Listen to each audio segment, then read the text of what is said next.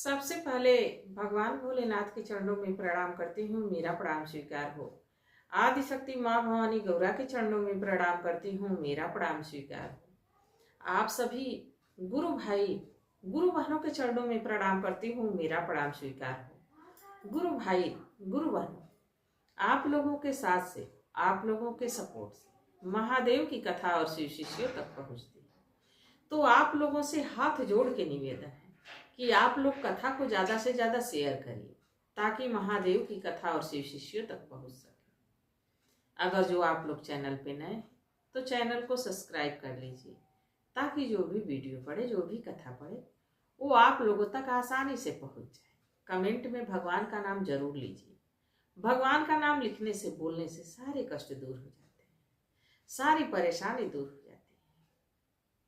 देखिए, आज जो मैं कथा सुना रही हूँ भगवान भोलेनाथ की एक ऐसी कथा है जो मैया पार्वती भगवान भोलेनाथ से कैलाश पर्वत पे बैठे बैठे उनसे पूछती हैं कि अच्छा प्रभु, हे भोलेनाथ, आप ये बताइए कि मनुष्य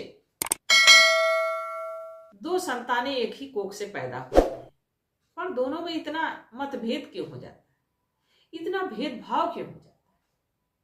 महादेव माँ भवानी के इन सवालों के उत्तर कैसे समझाते हैं?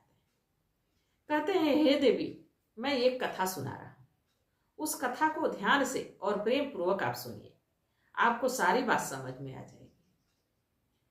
बताते हैं कि पृथ्वी पे एक किसान था। किसान की पत्नी थी और उसके एक बेटा और एक बेटी थी। किसान किसानी मजदूरी करके अपने परिवार का भरण पोषण करता था। किसान बड़ा ही निर्छली व्यक्ति था, उसके अंदर छल कपट नहीं था। वो कर्म को ही पूजा मान के अपना कर्म करते रहता था, अपनी संतान को सारे सुख देने की कोशिश करता था। धीरे धीरे समय व्यतीत हुआ। बिटिया सयानी थी क्योंकि बिटिया उसकी बड़ी थी। किसान एक अच्छा घर बर ढूंढा और बेटी का विवाह कर दिया। बेटी अपने ससुराल चली गई। जब बेटी ससुराल चली गई तो बचे 3 लोग, पत्नी, किसान और उसका बेटा। उसी समय किसान की पत्नी से किसी ने बताया शिव को गुरु बनाने के बाद। फिर पूरा परिवार शिव को गुरु बना लिया और शिव आराधना करने लगा। धीरे धीरे समय बीतता रहा। बाकी हे देवी, जो जितने समय के लिए अपने कर्म के अनुसार मनुष्य योनि में गया, उस कर्म के अनुसार जितना समय भोगना है भोग के और फिर वो शरीर छोड़ देता है, देह त्याग देता है। तो किसान जो था उसकी तबीयत खराब हुई और किसान की मृत्यु हो गई। किसान इस लोक को छोड़ के परलोक को चला गया। अब बचा किसान का बेटा, चूंकि बेटा अभी छोटा था, और किसान की पत्नी। किसान की पत्नी बड़ी मेहनत मजदूरी करती, बड़ा ही कष्ट उठाती, तो अपने बेटे को पालती, उसके पढ़ने लिखने का, उसके खाने पीने का, पहनने ओढ़ने का इंतजाम कर पाती। धीरे धीरे समय बीतता रहा। जब कुछ साल बीते तो किसान की पत्नी की भी मृत्यु हो गई। अब लड़का अकेले हो गया। अब सारे आस पड़ोस वाले, गांव वाले यही समझाते उसकी बहन को कि अपने भाई का ख्याल करना। बाकी बहन जो थी बड़ी अहंकारी थी। अहंकार उसके अंदर इसलिए आ गया था कि वो बहुत धनी घर में थी। देखिए, धन का क्या अहंकार, धन का क्या अहंकार करना। जो धन क्षणिक सुख है, आज है कल नहीं रहेगा। धन पे जो घमंड किया, धन कभी उसका साथ नहीं दिया। और जब अपना शरीर ही नहीं साथ देता है तो धन कहां से साथ देगा? जब इस शरीर को भगवान ने दिया है, ये नहीं साथ दिया, तो धन तो हम स्वयं से अर्जित कर रहे हैं, मेहनत कर रहे हैं, मजदूरी कर रहे हैं, तो धन आ रहा है। वो धन कहाँ टिकने वाला है बताइए। जब भगवान का दिया हुआ ये शरीर नहीं टिक सका, ये धोखा दे दिया, तो क्या धन देगा? इसकी कौन सी गारंटी है कि धन आपके साथ रहेगा? और रहेगा तो छोड़ दीजिए, क्या आप इस लोक को छोड़ के जब परलोक को जाएंगे तो क्या एक फूटी कौड़ी आपके साथ जाने वाली है? क्या ये धन आपके साथ जाने वाला है? तो इस धन का क्या अहंकार करना। बाकी कुछ लोग गुरु भाई गुरु बहनों ऐसे होते हैं कि उस धन का ऐसा अहंकार करते हैं कि अच्छे अच्छे लोगों को नीचा दिखाना शुरू कर देते हैं, और ये नहीं समझते हैं कि ये धन अगर जो समाप्त हो गया तो जिस इंसान को हम नीचा दिखा रहे हैं, हो सके वही किसी दिन हमारे काम आ जाए। बिना सोचे समझे किसी को नीचा दिखा देते हैं व्यक्ति धन के लालच में। अब जो बहन थी बड़ी अहंकारी थी, बड़ी घमंडी थी, मां के स्वर्गवास के बाद जैसे उसका अंतिम संस्कार हो गया, बहन अपने घर भाई को छोड़ के चली गई। भाई महादेव का शिष्य था। एक दिन महादेव के चरणों में बैठे बैठे महादेव से कैसे पूछता है, कैसे कहता है कि बांस के करीलावा में दुई गो करीलावा, अरे दुई गो करीलावा हो, एक बसुड़ी एक बांस न हो राम। माई की कोखिया में दुई गो लड़िकावा, अरे दुई गो लड़िकावा हो, एक बहिनी एक भाई न हो राम। बहिना त गईली महादेव अपा ने ससुरावा, अरे अपा ने ससुरावा हो, माई बाप गईले परलोक न हो राम। किया हो रमरे माई बाप गईले परलोक न हो राम। अब कैसे कटी है महादेव हम रीजनी गिया, अरे हम रीजनी गिया हो, आ कैसे चली घरवा के नाव न हो राम। किया हो रमरे कैसे चली घरवा के नाव न हो राम। होई जैत शिवा गुरु नैया के खेवैया, अरे नैया के खेवैया हो, नैया पड़ल मझधार न हो राम। किया हो रमरे नैया पड़ल मझधार न हो राम। अब वो लड़का भगवान भोलेनाथ से दया मांगता है, भगवान भोलेनाथ को मनाता है। कुछ गुरु भाई कुछ गुरु बहन उसकी करुणा भरी बात को सुनते हैं। इसके बाद गांव वाले जो गुरु भाई गुरु बहन थे सब लोग यही सोचे कि एक लड़की खोज के इसका कम से कम विवाह करा दिया जाए। घर में एक औरत आ जाएगी तो कम से कम टाइम पे इसको भोजन पानी बना के देगी तो ये कुछ कमाएगा धमाएगा, इसका घर परिवार फिर से बस जाएगा। गांव वालों ने मदद की, एक सुंदर सुशील लड़की खोज के और उस लड़के का विवाह करा दिया। इसके बाद देखिए महादेव की ऐसी कृपा हुई कि ज्यादा धन तो नहीं था। पिता के जाने के बाद माँ अकेली हो गई थी, किसी तरह बेटे को पाली। उसके जाने के बाद लड़का बिल्कुल असहाय हो गया था। धन दौलत रखा नहीं रहता है, बैठ के खाओ तो सोने की दीवार खत्म हो जाती है। अब धीरे धीरे अपने पत्नी के साथ एक टूटे फूटे घर में अपना जीवन व्यतीत करने लगा। रोज महादेव को मनाता, महादेव की कृपा से बड़ा खुशी खुशी जीवन, बड़ा आनंद में जीवन काटने लगे। उनको धन की चाह नहीं रही थी कि हमारा पक्का मकान ही हो तो भी हमें खुश रहेंगे, हम खुश रहेंगे, ऐसा नहीं था। हमें गाड़ी घोड़ा रुपए पैसा रहेगा तभी हम खुश रहेंगे। और दोनों पति पत्नी बड़ी खुश थे। समय बीत रहा था। उसके धीरे धीरे समय बीतते के साथ 2 बच्चे भी हो गए और कुछ समय बीता।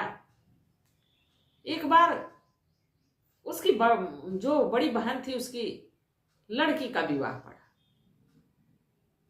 तो जो किसान का बेटा था उसको खबर किसी ने दिया कि अरे तुम्हारे भांजी का विवाह है, क्या तुम विवाह में नहीं जाओगे?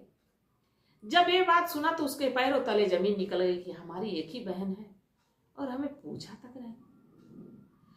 तो झूठ बोला किसान का लड़का, कहा हाँ हाँ अरे हमारे ध्यान से ही उतर गया था, अरे भैया आपने बता दिया, बहुत अच्छा किया। भागा दौड़ा घर पहुंचा। पत्नी से कहा भाग्यवान जल्दी से हमारी तैयारी कर दो, बहन की बेटी का विवाह है, हमको जाना जरूरी है। वो कहीं निमंत्रण तो कोई लेके नहीं आया था।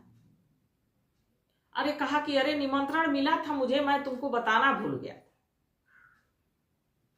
अरे भाई कितना सीधा साधा, अपनी बहन की गलतियों पे पर्दा डाल रहा है, जबकि बहन बुलाई नहीं थी।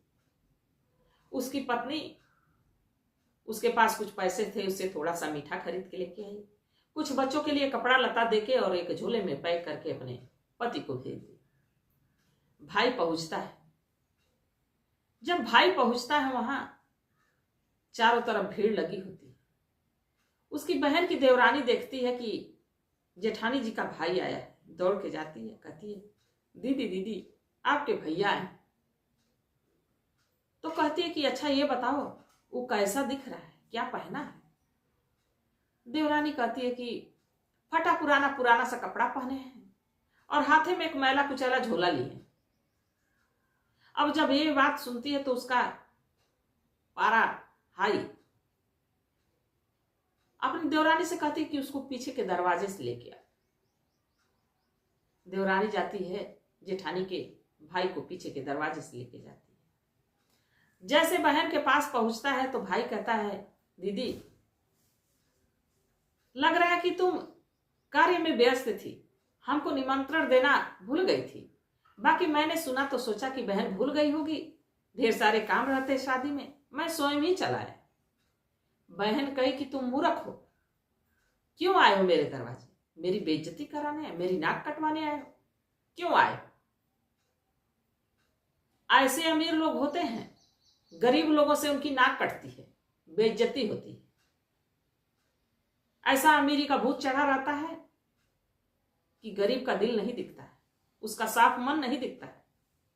तन पे कपड़े दिखते हैं कि कपड़ा कैसा पहना है, जबकि इंसान की इंसानियत देखनी चाहिए कि वो इंसान जिसको तुमने छोड़ दिया था, भूल के गई थी, जानबूझ के छोड़ दी थी, वो तुम्हारे बिन बुलाए तुम्हारे ससुराल में तुम्हारा मान सम्मान बढ़ाने के लिए आ गए और तुम उसको डांट रहे। बहन खूब डांट लगाई और एक दरवाजे में अपने भाई को कही कि यहीं बैठो और बाहर से कुंडी लगा दी। इधर विवाह का कार्यक्रम संपन्न हो रहा है। भाई थका माना पैदल गया था, न पानी न खाना, कुछ नहीं, दरवाजे में बंद। उसको बेचैनी, बिल्कुल व्याकुलता, परेशान। दिन भर बीत गया, रात भर बीत गया, अब पानी बिना उसी में तड़फड़ाने लगा, छटपटा रहा है, कभी इधर दौड़ रहा है, कभी उधर जा रहा है, कभी इधर जा रहा है। तब तक उसकी बहन की जो देवरानी थी उसकी नजर उस दरवाजे पर पड़ती है, कहती है कि लग रहा है कि कोई इसमें है। दरवाजा खोलती है, जैसे दरवाजा खोलती है भाई उस घर में से निकलता है और दौड़ते हुए वहां से निकल जाता है। कुछ दूर जब जाता है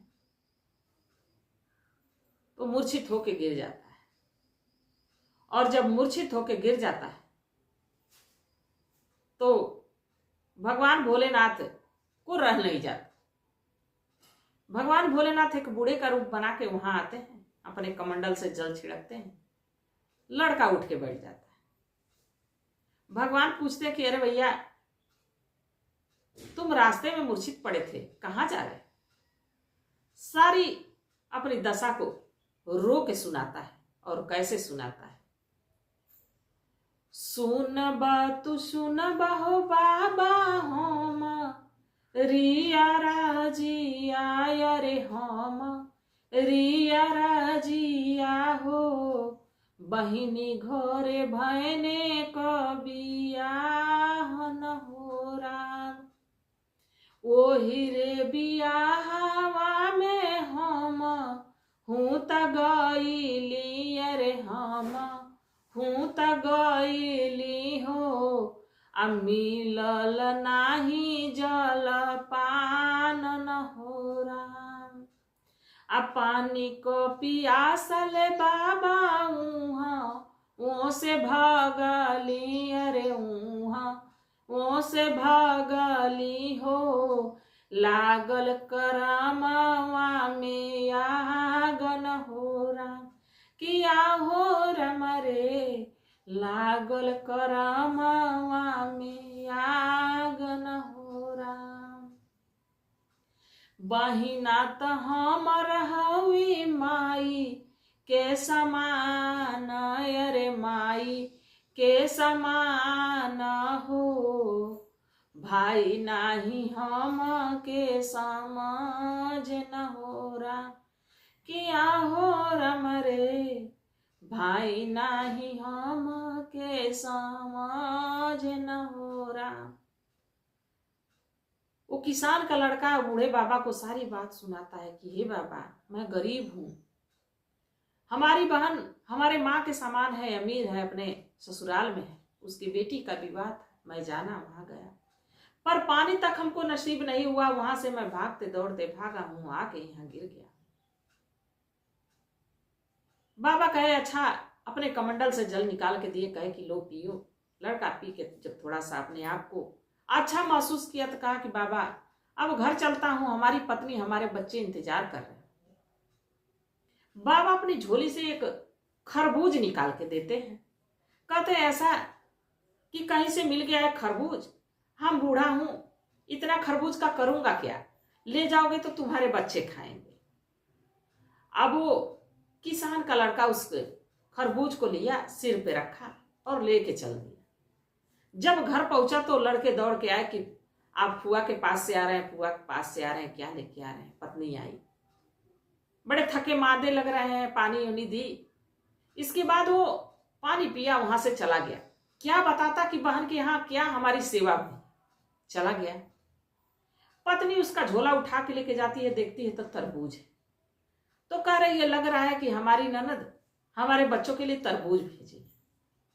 उसको जब हंसुआ लगा के काटती है तो जैसे काटती है उसमें से झमझम झमझम हीरा मोती पूरे तरबूज में भरा। दौड़ के अपने पति को बुलाती है कि अरे जल्दी आइए, देखिए क्या है। पति डर जाता है कि लग रहा है कि अभी कम अनर्थ हुआ था, कुछ और अनर्थ हो गया। जब वो जाता है देखता है तो उसकी आंखें खुली की खुली रह जाती हैं कि हे प्रभु, ये लीला आपकी है, आप तो लीलाधारी हैं, और हम नहीं जाने कि वो बूढ़े बाबा के रूप में आप थे। हमसे बहुत बड़ी गलती हो गई। अंदर ही अंदर अंतरात्मा से अपने सोच रहा है। तो उसकी पत्नी को यह लगा कि ननद जी इस तरबूजे में बहाने से वो बहुत धनवान हैं, ये धन दौलत उस तरबूजे में भेजी है कि किसी को पता ना चले। बिचारी अपने ननद के लिए बहुत अच्छा सोचती है और कहती है कि ये जी, ऐसा है कि हम लोग शिव भक्त हैं, बहुत ज्यादा दिनों से शिव चर्चा कराए नहीं, क्यों नहीं शिव चर्चा कराए। भाई कहता है, अरे पति कहता है कि ठीक है। अब शिव चर्चा के लिए सारी प्रसाद की व्यवस्था होती है, गुरु भाई गुरु बहनों को कहता है। तो कहते हैं कि सबको तो आप कह दिए, बहन को नहीं बुलाए, ननद जी को बुला लाइए। भाई कहता है कि उसको बुलाने क्या जरूरत है, उसके पास टाइम नहीं है। वो कहती है नहीं नहीं, वो नहीं आएंगी तो शिव चर्चा संपन्न नहीं हो, आप उनको बुलाइए। क्योंकि वो सोचती है कि सारा धन तो ननद जी का दिया हुआ है, हम लोगों के पास संपन्नता हो गई, इसी से घर द्वार सब कुछ बन गया।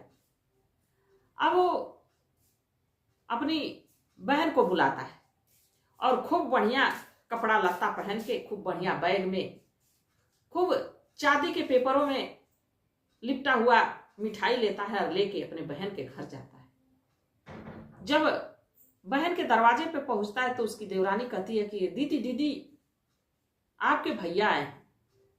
पूछती है कि कैसी दिख रहे हैं। कहती है अरे बड़े सूट बूट में हैं, गाड़ी से उतरे हैं और हाथ में सोने कलर का सुनहला रंग का एक बैग लिए हैं और उस बैग में लग रहा है कि कोई बढ़िया मिठाई है। बहन कहती है जल्दी लाओ जल्दी लाओ।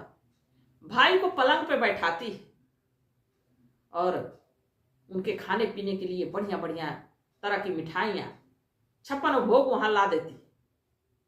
भाई उस दिन को याद करता है जब दरवाजे में हमको बंद की थी, आज इस दिन को याद कर रहा है कि बढ़िया गाड़ी से आए, बढ़िया कपड़ा पहन के आए, बढ़िया मिठाई लेके आए। तो हमारी व्यवस्था देखो। देखिए, सारे रिश्ते नाते धन से इस जमाने में जुड़े हुए हैं। भाई कहता है बहन हमारे घर शिव चर्चा है, तुम जरूर आना। बहन कहती है कि हाँ भैया, आना क्या है, मैं आपके साथ ही चल रही हूं।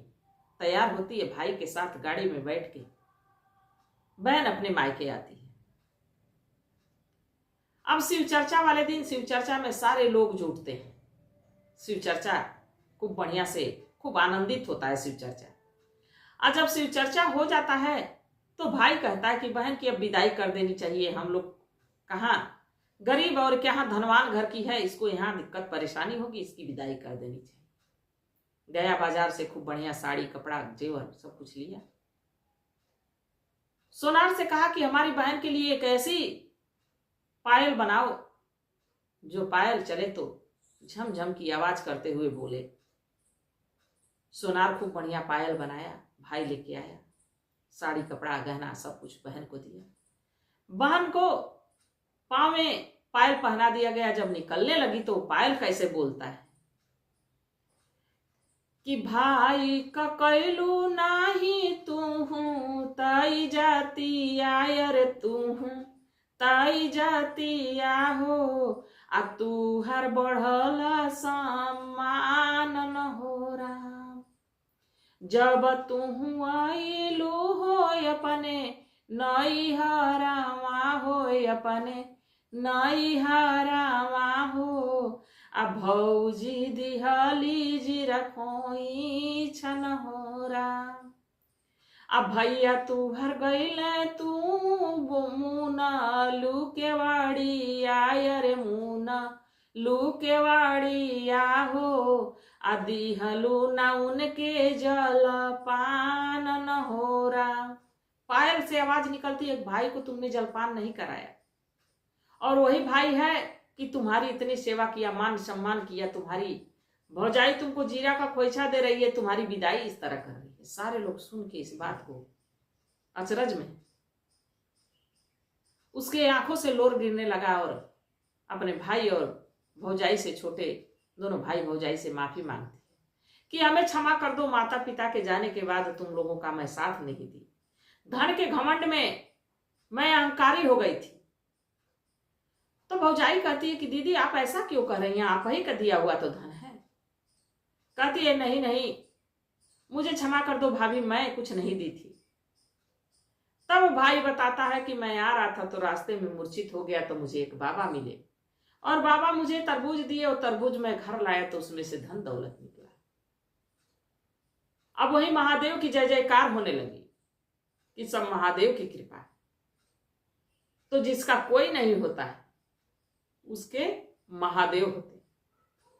तो महादेव ने मैया पार्वती को बताया कि देखिए धन के कारण दो सगे भाई बहनों में, दो भाई भाई में तकरार हो जाता है।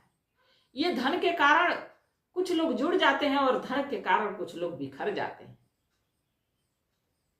जुड़ जाते हैं सारे रिश्ते जब पास पैसा होता है, जुड़ जाते हैं सब रिश्ते जब पास पैसा होता है, और टूट जाते हैं वो रिश्ते जो गरीबी में सबसे खास होते हैं।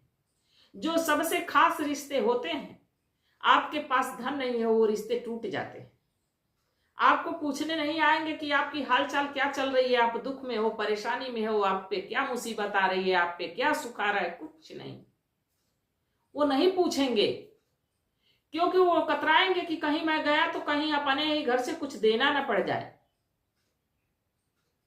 ऐसे भी लोग हैं, हमारे बीच रहते हैं, हमारे रिश्तेदार होते हैं, हमारे सगे संबंधी होते हैं, जो सबसे पहले साथ छोड़ देते हैं और रिश्ता वही मजबूत होता है। इसी समय में रिश्तों की पहचान होती है जो आपके साथ उस गरीबी में भी खड़ा रहता है। उससे बढ़िया सच्चा मित्र आपके उस समय में जो आपका साथ दे रहा है, उससे अच्छा परिवार कोई और हो ही नहीं सकता। तो गुरु भाई गुरु बहनों, आप लोगों को कथा कैसी लगी जरूर बताइए। मैं भी महादेव से प्रार्थना करती हूँ कि हे भोलेनाथ, हे शिव गुरु, सभी गुरु भाई सभी गुरु बहनों पे अपनी दया दृष्टि बनाए रखिएगा। इसी कामना के साथ हर हर महादेव।